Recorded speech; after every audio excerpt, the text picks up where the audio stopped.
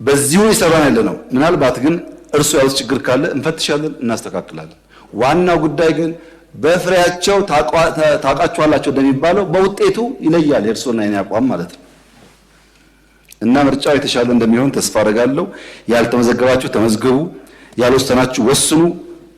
ሰፊ እድል የሚገኝበት ምርጫ ስለሆነ መወዳደር ጥሩ ይሆናል ብዬ አስባለሁ። ውይይት በሚመለከት ኢንክሉሲቭ ናሽናል ዲያሎጉ አሁን ያለበት ደረጃ ከኔ ይልቅ እናንተ ሪፖርት ይኖራችኋል። በእኛ ሀገር መልካም ውይይት ከመኝታ ይበልጣል ይባላል።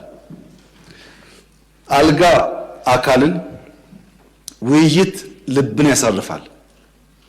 በመወያየት ውስጥ ብዙ የማናያቸው የማናቃቸው ስብራቶች ይጠገናሉ። መወያየት ክፉ አይደለም፣ ጥሩ ነው። ኢትዮጵያውያን ለዘመናት ጦርነት ሰርተዋል። ለዘመናት ጦርነት አበጃጅተው ታሪክ ሰርተው አልፈዋል። አሁን ያለን ትውልድ ደግሞ በውይይት ሀገረ መንግስት እንስራ።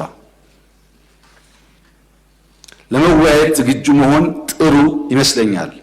ተቋሙ እኔ ባለኝ መረጃ በመቶ ሺዎች አወያይቷል። አሜሪካ፣ አውሮፓ፣ መካከለኛው ምስራቅ፣ አፍሪካ ሳይቀር እንደ ከዚህ ቀደም አይነት ውይይት አይደለም። ኤቭሪዌይ ኢትዮጵያውያን አወያይቷል። በሺህ ገጾች የሚጠጋ አጀንዳ ሰብስቧል። እስካሁን ያለው ስራ አጀንዳ መለየትና ለዋናው መድረክ የሚወያዩ ሰዎች መለየት ብቻ ነው። ትግራይም እንደነገሩኝ ከሆነ ከ10 በላይ ስብሰባ አድርገዋል። ከብዙዎች ጋር ተወያይተዋል። ከ95% በላይ የኢትዮጵያ ሕዝብ ውክልና ሰጥቷል። ምንም ዲያሎጉን ሊያቆም የሚችል ነገር የለም። ዲያሎጉ ግን ለሁሉ ክፍት ነው። እናንተና መወያየት አትችሉም ተብሎ ቢከለከል ግለሰብም ቡድንም የለም። አልፈልግም ካለ ግን ይገደድ ደግሞ የለም። ለምሳሌ በአሁኑ ምርጫ 50 ሚሊዮን ኢትዮጵያዊ ካርድ መስጠት የሚያስችል መብት ቢኖረው በህገ መንግስቱ 40 ብቻ ፈቅዶ 10ን ቢብል አስገድደን ምርጫ መጣ አንለውም። እባካችሁ ምረጡ፣ አስፈላጊ ነው፣ ጠቃሚውን እንላቸዋለን፣ አናስገድዳቸውም። ውይይት ያስፈልጋል፣ እባካችሁ እንወያይ፣ ጠቃሚውን እንላለን፣ አናስገድድም። ማጆሪቲ ይወያያል፣ ህግን ተከትሎ የሚያሻሽለው ጉዳይ ካለ ያሻሽላል። ማይኖሪቲ በዛ ህግ ይገዛል ማለት ነው። እኔ ባለኝ ሪፖርት እስካሁን ባለው ውይይት በጣም ድግግሞሽ አለ። ኦሮሚያ ክልል የተነሳ አጀንዳ አማራ ክልል አለ፣ አማራ ክልል የተነሳ አጀንዳ ቤኒሻንጉል አለ። የህዝቡ ፍላጎት ይቀራረባል፣ አብዛኛው ጥያቄ ተቀራረበ ነው። ያን ግን በሰከነ መንገድ በበሰለ መንገድ ተወያይቶ ለልጆቻችን ጠንካራ ሀገረ መንግስት ለመፍጠር የሚያስችል መደላድል መስራት ከኛ የሚጠበቅ ይሆናል። ኮሚሽኑ አሁን ያለበት ደረጃ ከሞላ ጎደል አጀንዳ ለይቷል፣ ከሞላ ጎደል ተወያይ ለይቷል። ያንን ፋይል ዘግቶ ቀጣይ ስራ የሚሆነው የተመረጡ ሰዎችን አወያይቶ አጀንዳውን አብላልቶ ብዙዎቻችን አሳትፎ ለዚህ ምክር ቤት ለመንግስት የሚሆን ሪኮሜንዴሽን ማውጣት ነው። ይሄን በጋራ የምንከታተል ይሆናል። ሂደቱ ግን በጣም ጥሩ ይመስለኛል። ብዙ ትምህርትም ተገኝቶበታል። ለምሳሌ የኦሮሞ አርሶ አደር ከአማራ አርሶ አደር፣ ከሲዳማ አርሶ አደር፣ ከጋሞ አርሶ አደር የተለየ ፍላጎት እንደሌለው ይሄ ውይይት አረጋግጧል። ፍላጎታችን ከሞላ ጎደል አንድ ነው በሁሉም ጉዳይ። በአንዳንድ ጉዳዮችም ለማድመጥ የሌላውን ፍላጎት ለማስተናገድ ዝግጁ የሆነ ማህበረሰብም ታይቷል። አልፎ አልፎ ደግሞ ጫፍ ይወጣም አለ። ይሄን የምናርቅበት የምናስተካክልበት እንደሚሆን ተስፋ አደርጋለሁ። ትምህርት በሚመለከት በኦሮምኛ እህት ያነሳችው ጥያቄ ባለፉት ዓመታት የተከተልነው መንገድ አንደኛ ስርዓት ትምህርት ማሻሻል ነው።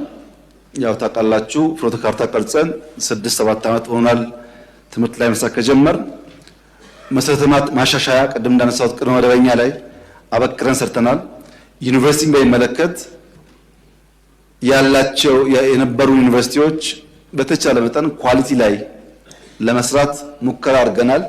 አሁን ትንሽ የቀደመ ሀሳብ ቢሆንም የተከበረው ምክር ቤት እንዲያስብበት እንፈልገው ከጥቂት ዓመታት በኋላ የዩኒቨርሲቲ ጉዳይ ጥያቄ ውስጥ መግባቱ አይቀርም። አሁን ባለው ዓለም በኤአይ ዓለም ኖሌጅ ነፃ በሁሉም ቤት እኩል ነው የሚደርሰው። ብቃት ማለት የኮሌጅ ዲግሪ ሳይሆን ስኪል ነው። ብቃት ማለት ዳታን አናላይዝ የማድረግ ካፓሲቲ ነው። ብቃት ማለት ኦፖርቹኒቲ ማነፍነፍና ግራብ የማድረግ ብቃት ነው። እነሱ ናቸው የሚፈጠሩት እንጂ እንዳሁን እንዳለው አይነት 4 ዓመት ተቀምጦ የሚጠብቅ ሰው ያለ አይመስለኝም። እየተባለ ያለው በመስኩ ምሁራን እየተባለ ያለው የዛሬ 100 ዓመት 150 ዓመት የትራንስፖርት ሚንስ የጋማ ከብት ነበር። ከዛ ጋሪ ሆነ። ከዛ በሰዓት 10 15 20 እያለ አሁን ያለው መኪና ተፈጠረ። የዛሬ 100 ዓመት የነበረ አውሮፕላን አልነበረም። አውሮፕላን 2 ሰው 10 ሰው 100 ሰው እየተባለ ካፕቴን የሌለው አብራሪ የሌለው አውሮፕላን ተፈጠረ። መንገዶች ድሮ የሚሰሩበት ስፋት እና ርዝመት አሁን የሚሰራበት፣ ድልድዮች አሁን የሚሰሩበት፣ ህንፃዎች አሁን የሚሰሩበት ሁሉ ነገር ተሻሽሏል። የትምህርት ስርዓቱ ግን የዛሬ 100 ዓመትም በክፍል ውስጥ መቀመጥ ነው። ጥያቄ ሲኖረው በተራ እጅ ያወጣል። አንተ ቀጥል ይባላል። ይጠይቃል። ለሱ ምላሽ ይሰጣል። በዚህ አይነት 20 ተማሪ ባለበት ክላስ ውስጥ አንድ ሰው ጥያቄ ጠየቀ፣ ለአንድ የተመለሰ አሁን ያለውን ዘመን መዋጀት አይቻልም። ጥያቄ ወዲያው ሳይመልቲኔስ መጠየቅ አለበት። የትምህርት ስርዓቱ ራሱን አላሻሻለም የሚል ትችቶች አሉ። እኛ አሁን በአጭር ጊዜ ውስጥ የምናስበው ያለ ዩኒቨርሲቲ ኳሊቲ ኢንሃንስ ማድረግ ነው፣ ማሻሻል ነው። ግን ታችን ስራ፣ ዲጂታል ስኪል እንገንባ፣ ለነገ ውድድር እንዘጋጅ። ያን ካደረግን የመምህራን ስልጠና፣ የመምህራን ኑሮ ማሻሻል፣ የምዘና ሂደት ማሻሻል፣ ቴክኖሎጂ መጠቀም፣ እነዚህ ጉዳዮች ትምህርትን ይቀይራሉ። መምህራንም ማወቅ ያለባቸው፣ ተማሪዎችም ማወቅ ያለባቸው ሰው ከስልኩ የሚያገኘውን የእውቀት ልክ የትኛውም ተቋም አይሰጠውም። በእኔ ስልክ ውስጥ ያለችውን እውቀት የትም ቦታ ሄጄ አላገኝም። የፈለኩትን ጥያቄ መልሳለኝ። ያን ስኪል ዴቨሎፕ ማድረግ ያስፈልጋል። በሰላም ምክንያት የማይማሩ ከባቢዎች ለተባለው በኢትዮጵያ አንድ አባባል አለ። ፈጣሪ ከፈቀደ ጠላት አይስጥህ፣ ከሰጠህም ደንቆ ጠላት አይስጥህ ይባላል። ሎርድ ኦፍ ኢግኖራንስ ይላሉ ፈረንጆች። ሎርድ ኦፍ ኢግኖራንስ ደንቆሮ ጠላት ዛሬን ሳይሆን ነገን ነው የሚገለው። ጠላት አሁን ይገላል። ደንቆሮ ግን ልጅ ትምህርት ቤት እንዳይደርጉ ነገንም ይገላል፣ ዛሬ ብቻ ሳይሆን። ኢማጂን ልጆች ትምህርት ቤት እንዳይሄዱ የሚከለክል ነፃ አውጪ ታጋይ ያልተማረ ሰው ነገ ሰብስቦ ምን አይነት መንግስት እንደሚሆን አስቡት። አሁን ባለው ዓለም ውስጥ ይሄ በጣም አደገኛ ስብራት ነው። ይሄን መግራት ማስተካከል ያስፈልጋል። እዛው ላይ ያለ ድርድርን በሚመለከት ቅድም ተነስቶ የነበረው ጉዳይ ቅድም እንዳነሳሁት ከሁሉም በሰላማዊ መንገድ መነጋገር ላይ የሚፈልግ ሰው በራችን ክፍት ነው፣ ለይቅርታ ዝግጁ ነን። ነገር ግን ስሙ ዳቦ ነው፣ ስሙ አምባሻ ነው፣ ስሙ ድፎ ነው የሚለው ጉዳይ እኛ ያስጨንቀን። ከስሙ ሳይሆን ከዳቦ ነው ጉዳያችን። ስም ተቀየረ አልተቀየረ ሳይሆን ዋና ጉዳይ ዳቦም ይሁን ድፎ ሰላም እስከፈለገ ድረስ ለመነጋገር ይቅር ለማለት ለማቀፍ በመንግስት በኩል ዝግጁ ነን። የስንዴ ዳቦ ጠዋት ተነስቶ ቂጣ፣ ቀጥ ተነስቶ አምባሻ፣ ማታ ተነስቶ ድፎ በሆነ ቁጥር ግን አቋማችን አይቀያየርም ማለት ነው።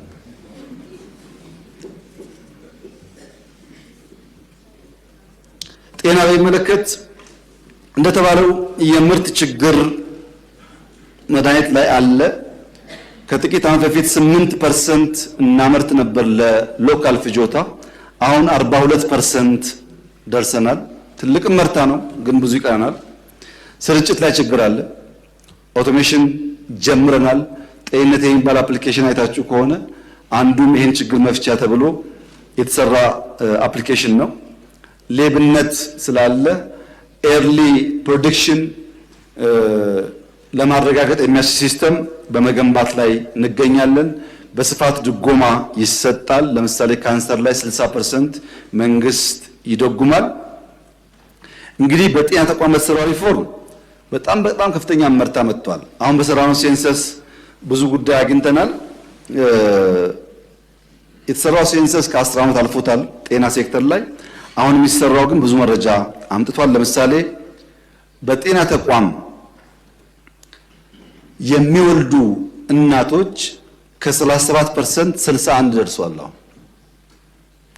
ይሄ ቀጣይ ኢምፓክቱ ደግሞ ከ100 ሺህ ከሚወልዱ እናቶች 400 ገደማ ይሞት የነበረውን ወደ 141 ቀንሷል። ከ5 ዓመት በታች እና ከ1 ዓመት በታች ህፃናትን ሞት ሬት ቀንሷል። ገና ብዙ ስራ ቢጠበቅብንም ማርበርግ ወረርሽኝ ቅድም ተነሳው ቶሎ በማወቅ ቶሎ በማሳወቅ ላብ ራቶ በማደራጀትና ሙያተኞች በማሰማራት በተሰራው ስራ 3 ወር ባልሞላ ጊዜ ውስጥ መቆጣጠር ተችሏል። ይህ ትልቅ እመርታ ነው። ሌላ ግን እግረ መንገድ ማንሳት የምንፈልገው የተከበረው ምክር ቤት በቅርቡ ከአሜሪካን ሀገር የማቃቸው ቤተሰቦች መጥተው ነበር። አንደኛው ሰው የአይን ችግር አለባቸው።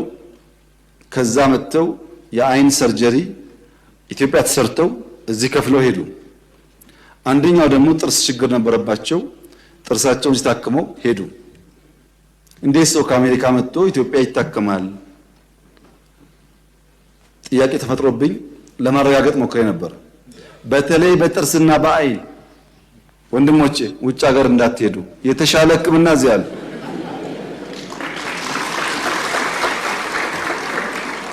የሚገርሙ ኢትዮጵያውያን ልምዳቸውን እውቀታቸው ይዘው መጥተው ጀምረዋል። ብዙ ናቸው ወይ? አይደሉም፣ ጥቂት ናቸው። ግን የአይን ሰርጀሪ እና ጥርስ በሚመለከት በጣም ምርጥ ኢትዮጵያውያን አዲስ አበባ ላይ ሕክምና ጀምረዋል። ላልሰሙ ለማሰማት ነው። ከዚህ ቀደም በጭንቅላትና በልብ ስትሮክ ሲያጋጥም አንስቻለሁ። ሰፊ አይደለም እንጂ ጥቂት ኢትዮጵያውያን ተምረው ሰልጥነው ተመልሰው መጥተው ሀገራቸው ውስጥ የተሻለ ነገር ለመስራት ጥረት እያደረጉ እነሱ መደገፍ፣ ከነሱ ጎን መቆም፣ የሚያስፈልጋቸውን ድጋፍ አድርጎ እንዲሰፉ፣ እንዲያድጉ፣ እንዲያብቡ ማድረግ ያስፈልጋል። ለኛው ጥቅም ሲባል ጤናን ከሞላ ጎደል ሪፎርሙ ውጤት ያስገኘ ቢሆንም ገና በጣም በርካታ ስራዎች ግን ይጠበቅብናል። ቅድም ለተነሳ ለበጀት ጉዳይ የጤና በጀት መልኩ ብዙ ነው። ግን ለምሳሌ ኬንያን ብንወስድ ፕራይመሪሊ ፕራይቬት ሴክተር ነው ጤና የሚሰራው እንጂ መንግስት አይደለም። የኛ ፕራይቬት ሴክተር በዛ ደረጃ ገና አልመጣም። ከተማ ውስጥ ጥሩ ነው፣ ወጣ ሲባል አልመጣም። በእኛ በኩል ግን በጀትም እየጨመር ግንባታም እየጨመር ለማስፋት ለማሳደግ ጥረት ይደረጋል። ሰርቪስ በሚመለከት መሶብ ያው ስንጀምር ትዝ ይላችኋል አምና፣ አሁን 33 ደርሰናል። ብዙዎች የተገነቡ ነው። በዚህ ዓመት 100 እንደርሳለን። 100 ቨርቹዋል ሰርቪስ መስጠት የሚያስችሉ ተቋማት መገንባት በአመት በ2 ዓመት ጊዜ ውስጥ መቼም ሚራክል ነው፣ ትልቅ ስራ ነው። ሲስተም ዴቨሎፕ አድርገን ስለሆነ ግን በቂ ስላልሆነ በባስ ቨርቹዋል መሶብ እየሰራን ነው። አልጨረስንም። 2 ወር 3 ወር ይፈጅብናል። ልክ እንደ መሶብ ሲስተም ያለው ባስ ሰርተን በየሰፈሩ ሄደን ለምሳሌ እሁድ ቀን፣ ሰኞ ቀን እያን በየሰፈሩ ሄደን ከባስ ሰርቪስ ፕሮቫይድ እናደርጋለን። ይሄ ጥቅሙ ምንድነው? ራቅ እያልን ስንሄድ ህንፃ መገንባት ምናምን ችግር ከሆነ በየቦታው በባሶችም የቨርቹዋል ሰርቪስ ሰጥተን የህዝቡ